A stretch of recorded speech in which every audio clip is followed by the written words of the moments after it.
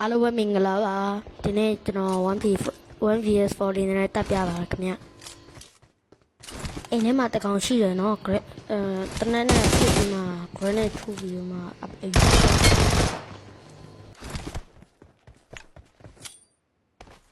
I got supplies.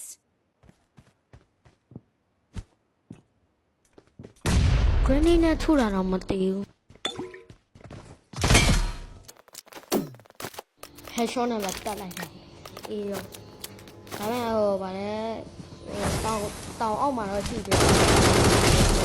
ချောပြန်နဲ့တက်တော့ဆောင်းပြမရအောင်ကောင်းတင်နေတယ်နော်တောင်အောက်မှာခြေတယ်တော့ကြားရတယ်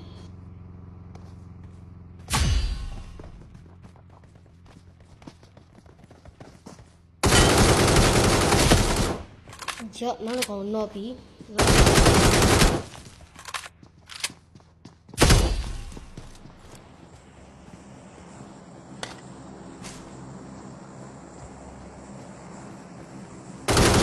ရိုင်းလေအလောက်ပဲဝမ်းပြေ